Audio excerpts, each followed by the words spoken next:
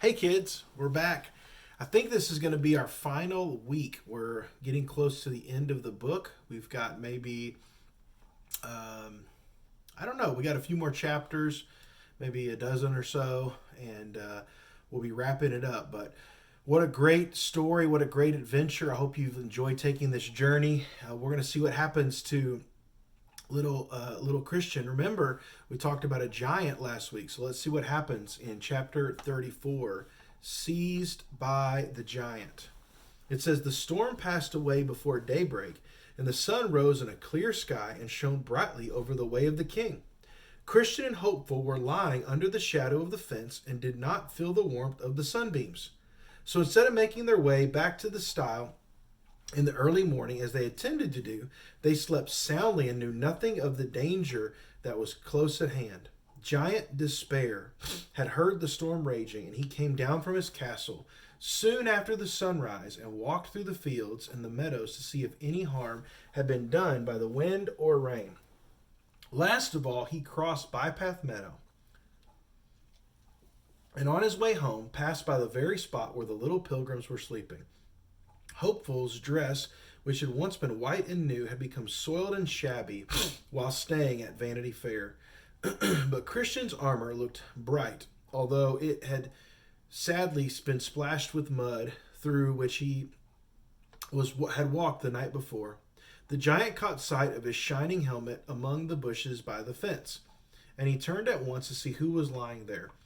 "They are pilgrims of the king," he said to himself, and he smiled to think that they were in his power. A loud voice roused Christian from his dreams, and when he opened his eyes, he saw the giant stooping over him. Despair was a terrible-looking man, with shaggy hair and a beard, and clothes made of rough skins of wild beasts. Christian cried out with fear when he saw him, and this roused Hopeful, who sprang up trembling. "What are you doing here?" said the giant. "We are pilgrims," answered Christian, whose lips were quivering so he could scarcely speak, "and we have lost our way." You have no right to sleep in my meadow," said the giant, and his voice was so harsh and deep that the boys were more frightened by it than they had been by the storm. "I shall take you back with me to my castle." The poor pilgrims knew they were quite helpless. If they had tried to run away, the great strong man would have overtaken them in a moment, which was called doubt. He drove before them across the field to his house, which was called Doubting Castle, and he put them in a dark dungeon, locking the door behind them. All day and all night they lay there upon the bare ground, without either food or water, and was not even able to see each other. Hopeful crept close to Christian, and they clung together, wondering whether the giant would soon come and put them to death. Christian's heart was full of grief, because he felt that he had caused all this trouble. And now he feared that the giant would kill them both, and that they would never reach the celestial city. Giant Despair had a wife whose name was Diffidence. He told her that he had found two little pilgrims sleeping in the meadow, and that he had brought them home and locked them up in his dungeons. Diffidence was very pleased to hear this, and being a cruel woman, she said that she hoped her husband would beat his little prisoners. So in the morning the giant took out his club and went down to the dungeon. When he had beaten the boys, he left them again in the darkness. They were so bruised by the heavy blows that they could not move, but lay upon the ground all that day, moaning in pain. The next day Despair visited them again, and seemed surprised to find they were not dead. He told them that they would never let him leave his castle, but if they did not wish to die for want of food, they might drink some poison, that he may leave with them. Then Christian begged him to have mercy upon them and set him free. This made the giant so angry, he rushed upon them with his club and would have killed them, but his strength suddenly failed. He was obliged to leave them for that item. In the bright weather, he often had fits of weakness and lost the use of his hands, so that sometimes the pilgrims whom he carried into his castle were able to escape from him. Pilgrim did not know this, and he began to think that it was now foolish to hope for deliverance. "What shall we do?" he said. "If we are to stay here until we die, will it not be better to drink this poison than to die slowly for want of food?" "I am sure we must not do that," said Hopeful. If we were to kill ourselves, the angels would never come to take us to the celestial city. They only come when the king sends them. Perhaps if the giant is ill again, he may forget to lock the door, and we may never be able to slip out before his strength comes back. Let us wait a little longer, and the king may show us a way of escape. Chapter 35, The Key of Promise. In the evening, the giant came down into the dungeon again, hoping to find that his poor little prisoners were dead. But although they were very weak and faint, they were still alive, and they had not touched their poison that he had left for them. This made Despair very angry. He frightened the children so much with his terrible looks and words that Christian fainted quite away. When his senses returned, the giant was gone, and only Hopeful sat by him, rubbing his hands and trying to keep him warm. I think we shall have to take the poison, he said. It is dreadful here. We cannot bear it much longer, and we shall never be able to escape. You must not talk in that way, replied Hopeful. You are forgetting all that has happened to you before. You remember what a long way you had to you traveled, and how many dangers you have been in. You were not afraid to fight with self, and the king helped you to conquer him. You passed safely through the dark valley, and even in Vanity Fair, the king would not let you be killed. Let us trust in him and wait a little while longer. Now the giant and his wife knew that pilgrims who killed themselves never went to the celestial city, but if despair killed them, the king always sent his angels to carry them away. So when Diffidence heard that the children were still alive, she was no less angry than her husband. You had better take them into the courtyard tomorrow, she said, and let them see the bones of the pilgrims who died here before. Then perhaps they'll be frightened and will drink the poison. The giant thought that this would be a good plan, and in the morning he brought Christian and Hopeful out of the dungeon and led them to the courtyard, which was strewn all over with the bones of men and women and even little children. It was a dreadful sight, and the giant was pleased to see how frightened his little prisoners were. These are the bones of pilgrims, he said. They came into my meadow as you did, and I brought them to my castle and killed them. In a few days I shall put you both to death like I have the others, and your bones will lie here with the rest. Then he beat them once more, and they laid all day in their dark prison, crying together and wondering whether their troubles would ever come to an end. The same night, when Despair was talking to his wife, he said he could not remember how it was that these two little boys were so brave. Perhaps, said Diffidence, they think that someone will come and save them, or they may find a key hidden in their clothes with which to open the doors when we are not watching. We have lost prisoners in that way many times. This was quite true, but the giant thought that if Christian had had one of the king's keys with them, he would have used it before. But I will search them both in the morning, he said, and then he fell asleep. The little key, which was called the Key of Promise, lay in Christian's pocket.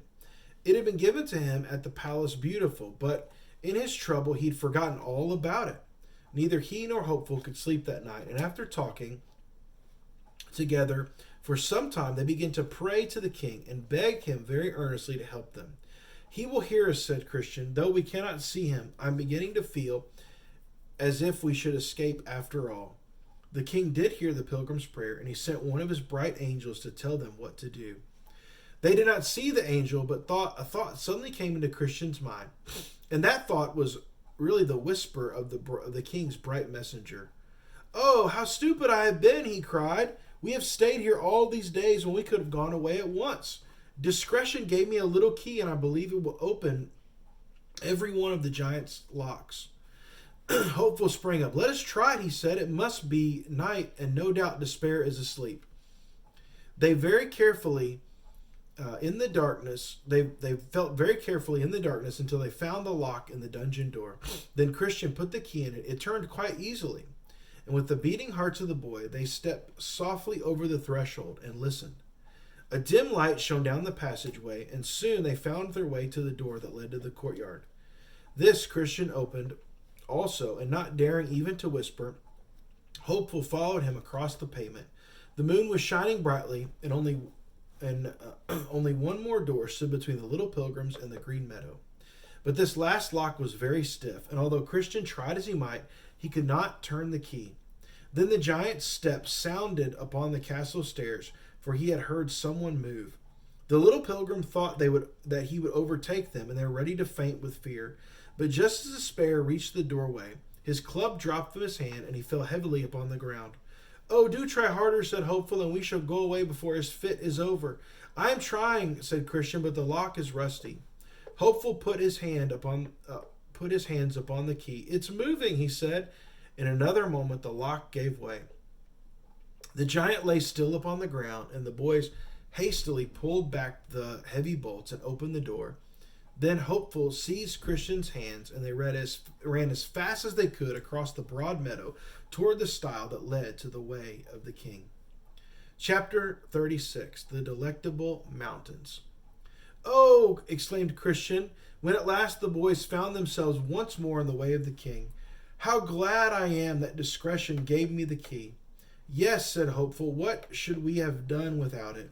They sat down together upon the roadside, for they were out of breath from running. They were not afraid to rest there, for they felt sure that Despair would not follow them into the king's way. "It is a pity that pilgrims do not know where that path will lead them," said Christian. "Could we not write something upon a stone and set it up near the stile?" "We might try," said Hopeful. "I can cut some letters if we can find a stone."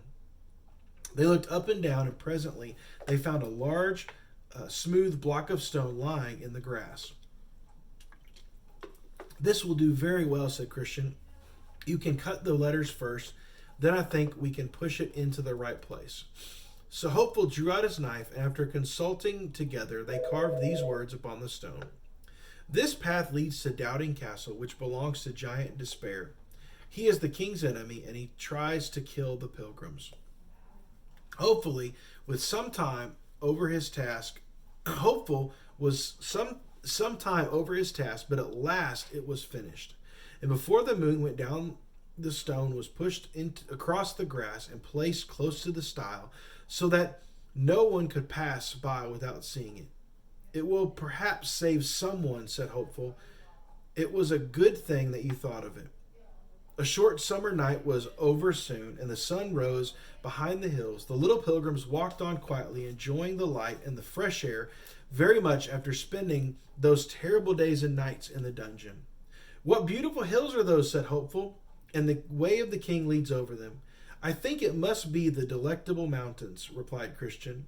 I saw them far away when I was at the Palace Beautiful. I believe some shepherds live there who are kind to the pilgrims. Perhaps they will give us some food and let us rest a while." Very soon, the children came close upon the mountain and began to climb the pathway that led across them. It was not steep and rugged like that upon the hill of difficulty. It was smooth and easy, and the slopes on each side of it were planted with vines, little streams of pure water sparkling in the grass, and trees laden with fruit grew here and there, with spreading boughs that hung over the way of the king, and it screened the pilgrims from the heat of the sun. Christian and Hopeful were very hungry and thirsty, and they were glad to eat of some of the fruit and take draughts of the cool, clear water. The shepherds were not far from the path, and when they saw the boys coming, 4 of their number went down the green slope to meet them. "Are these the Delectable Mountains?" asked Christian. "Yes," replied one of the shepherds. "This country is called Emmanuel's Land. It belongs to the prince, and it is in the sight of the king's city. These sheep are his, and we live upon the mountain to take care of them." "Is it very far to the celestial city?" asked Christian. "And is the way safe?" "It is safe for those who love the king, but pilgrims who do not serve him faithfully often fall into danger." "Is there any place where pilgrims may rest?" asked Christian. "We are both so very tired." "Oh, yes," replied the shepherds. "The king has commanded us to do all that we can for any of his servants who pass over the mountains. Come to our tents, and we will take good care of you." So the shepherds, whose name was Knowledge, Experience, Watchful, and Sincere, led the children to their tents and brought them water to wash in and gave them plenty of wholesome food.